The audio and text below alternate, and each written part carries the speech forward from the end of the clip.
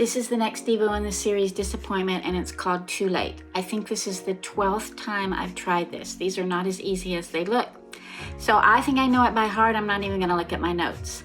This is from John 11, and it's the familiar story of Mary and Martha and their brother Lazarus. They called Jesus to come because their brother was sick. And we read that Jesus waited a couple days and Lazarus died. So it would appear that he showed up too late. And what's interesting to note in this story through the eyes of disappointment is that Mary reminded Jesus that Lazarus was the one he loved.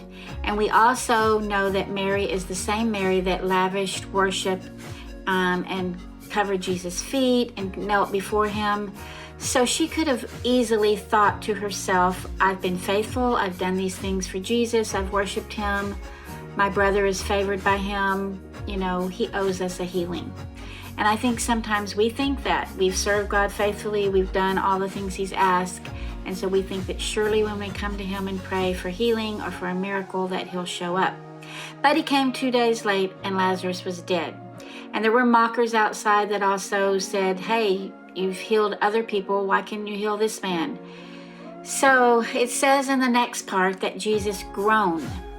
Now we can read that and think that he groaned because he was sad his friend died, but that doesn't make any sense because he's just about to raise him back to life.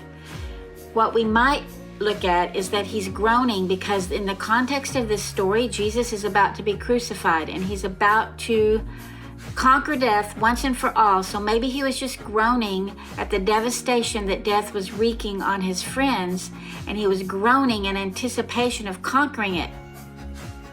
So then Mary and Martha get their miracle. They asked Jesus to come. It seemed like he was too late. They were disappointed. All the people that were watching were disappointed, and Jesus calls into Lazarus and he said, what I've always heard he said is come forth. But one of the translations says that he says, this way out.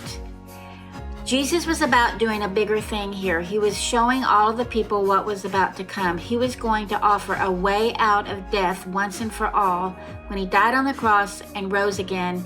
And he calls to Lazarus and he said, this way out, or there's a way out. And Lazarus comes back to life. Now we can look at this story again and think, yeah, those two sisters got their miracle, but I don't get my miracle when I pray. We all know that we have friends that pray a whisper and their answer comes, and others that pray for years and their answer never comes. It seems like God's always too late, even when he does show up. I have a friend who lost his dad when he was a child, and he grew up bitter, and that disappointment in God not showing up made him a bitter adult. So back to the story, Mary and Martha got their resurrection, and Lazarus was raised from the dead and presented back to them. But we want to look at this story again through the eyes of disappointment.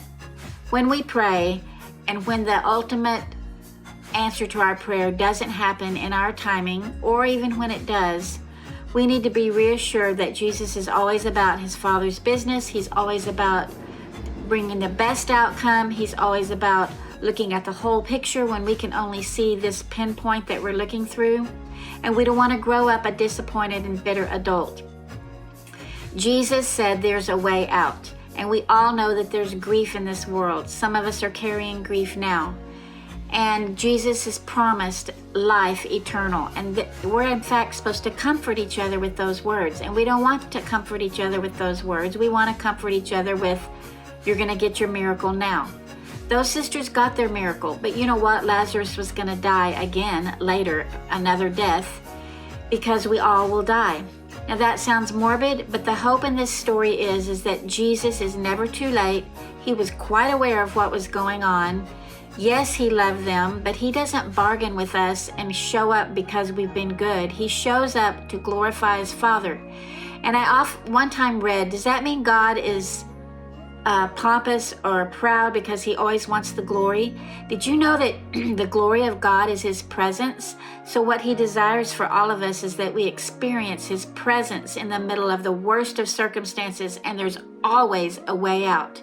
He's never too late, and we don't want to grow up to be bitter and disappointed.